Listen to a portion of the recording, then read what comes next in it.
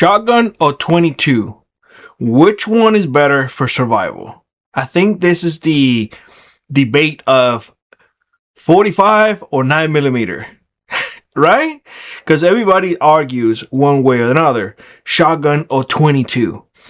Well, let's talk about that today and let's see which one is better for survival, because a lot of folks have to or tend to have a bias towards one or the other. You either like the shotgun or you like the 22. My problem is, why not have both? And that right there should make the best of the two worlds for survival. Don't you think so? So, there are some models out there that do have shotgun and 22. You can also get inserts for, I believe, 12 gauge and maybe 20 gauge that you are now shooting 22 through the barrel.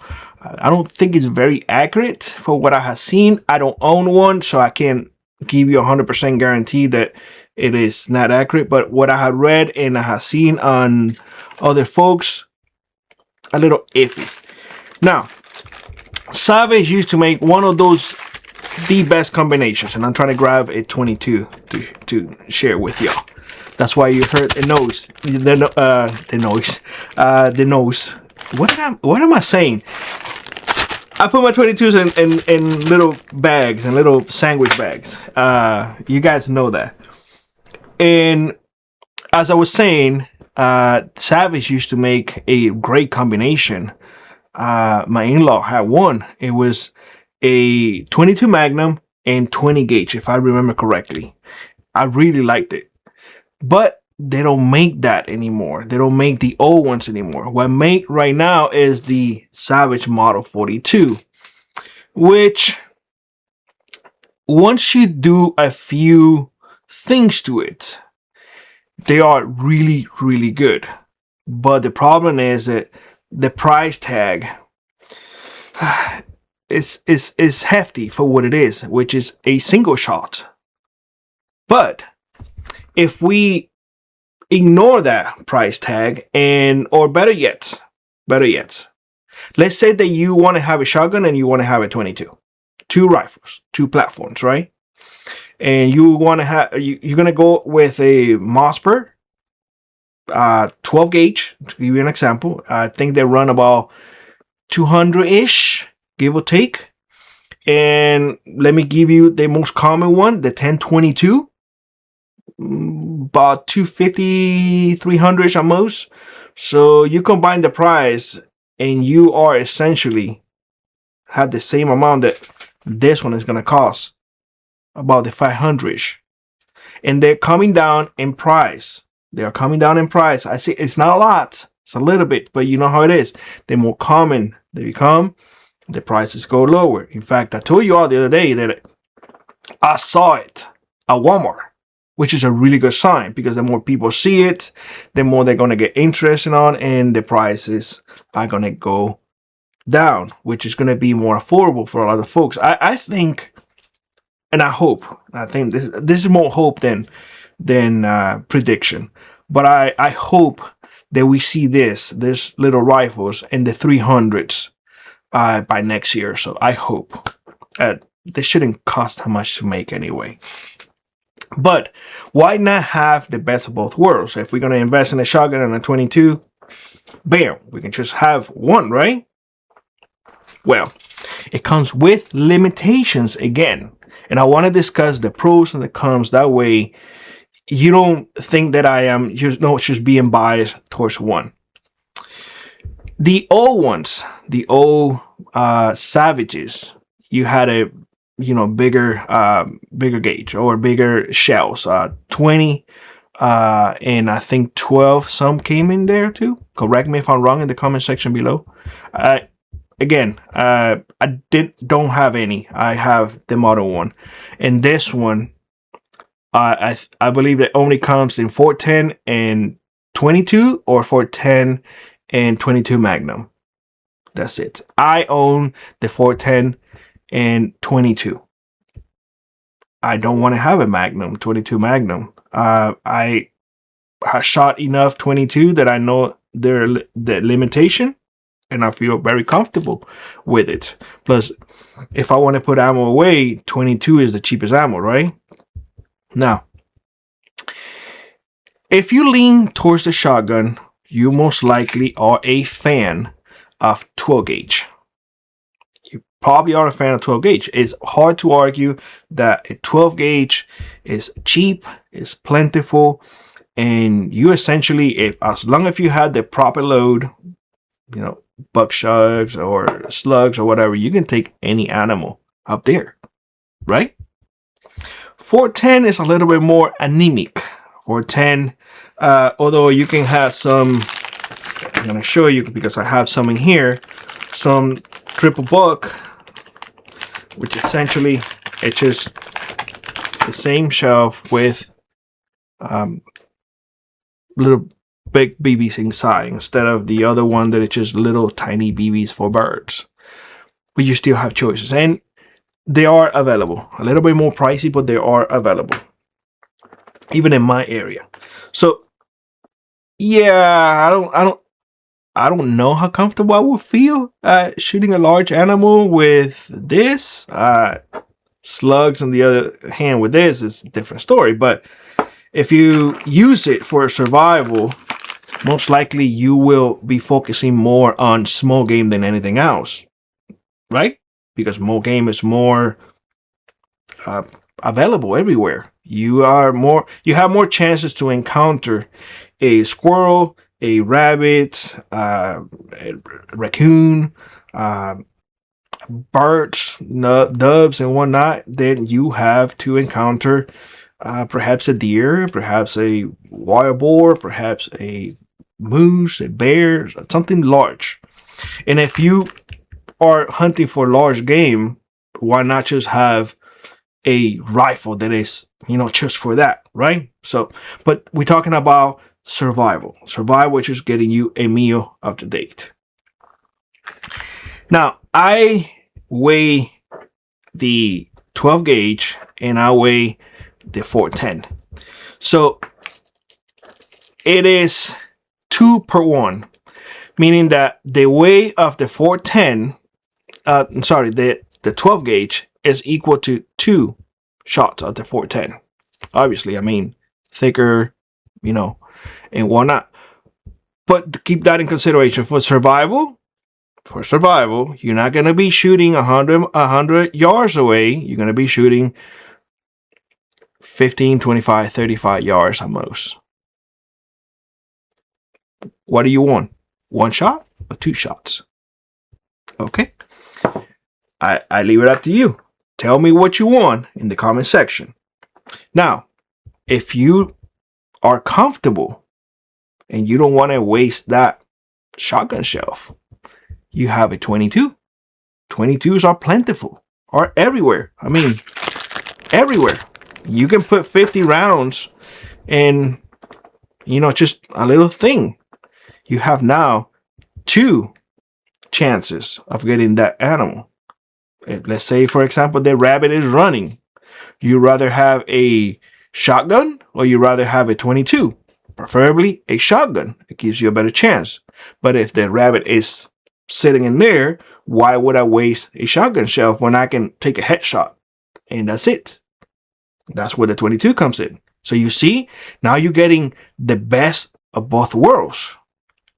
Now, let's talk about the issues that the Savage Model 42 has. The sights are horrible. They really are horrible.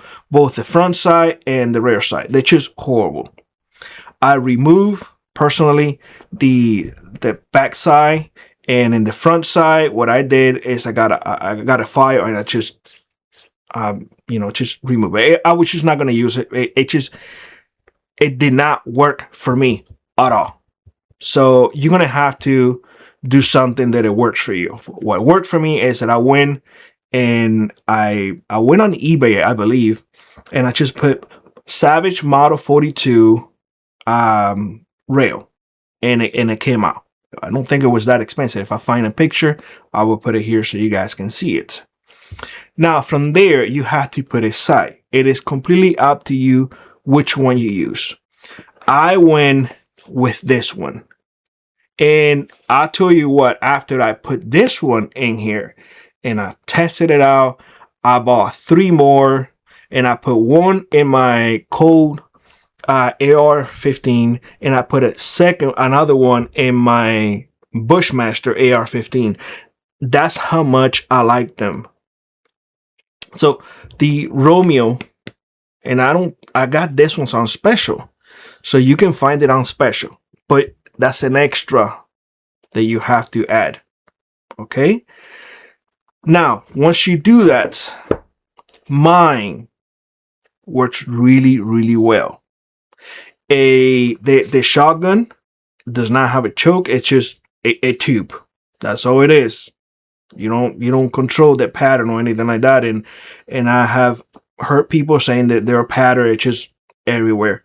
I use number 8 for my birds. That's my preferred.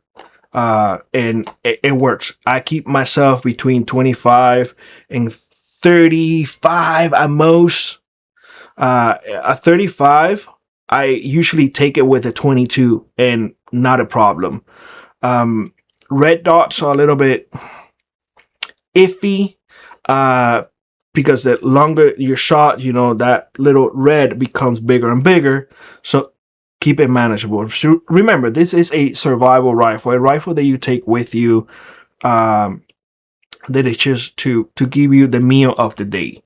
One thing that I really do like is that it is a takedown, and I can essentially put it in their bag, and the bag is small, and the rifle really weighs almost nothing. That's something to consider as well. If you're having a child using it or learning with that, you don't worry about them pulling the trigger over and over. It's just one shot and that's it. So when it comes to safety, I think the safety is there. Now, to switch between the 22 and the 410 is really easy. All you have is, and I'm not going to touch the firearms because of YouTube and whatnot. YouTube gets a little iffy.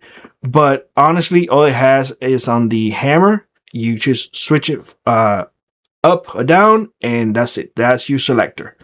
Fairly simple. It does have a safety. And to take it down, all you do is press a button down here, and then you break it down in this lever right there. When you break it, you press the button, move it forward, and it comes apart. Very, very easy. The problem here is always going to be the cost. If you're willing to forego the cost, and if you're willing to do the extra stuff like adding a red dot and just removing the back side, and I did mine. You don't have to do yours. I just got a file and just it was easy. I didn't cut or anything like that. I didn't snap it. I just got a file and slowly, and I round it up so there is nothing in the profile so they can get caught or in anything or my clothes or anything. So it worked out perfectly fine for me. There's not a lot of things that will go wrong with this. The extractor, I heard complaints, folks saying that the extractor, it's just not like they used to, because the other one, it used to pop out. This one does not. This one is just different. I usually just take it out with my finger. Very easy to do, so not a big deal.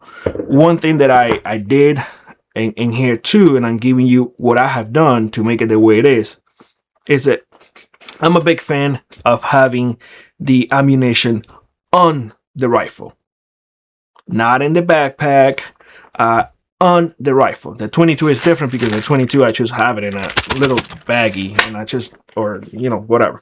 But in this case, what I did is I went and I got this Velcro stickers, or sticky things, 10 pounds. And you can get some of this ammo. I can't remember the name of it. If you remember the name, just put it in the comment section. I don't think holders. They have it on Amazon all day long. The 308, the 3006, they work perfectly fine for the 410, perfectly fine. And you get two of these, and I'm gonna just put it side by side so you guys can see that it fits perfectly.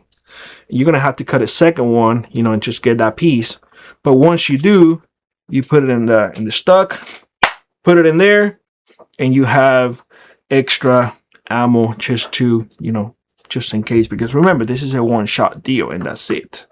So I think if you want to consider a rifle for survival, and you want to have both worlds, you want to have a shotgun for those moments that the birds are flying or the rabbits are running, you know, just to take it boom and almost guarantee your shots.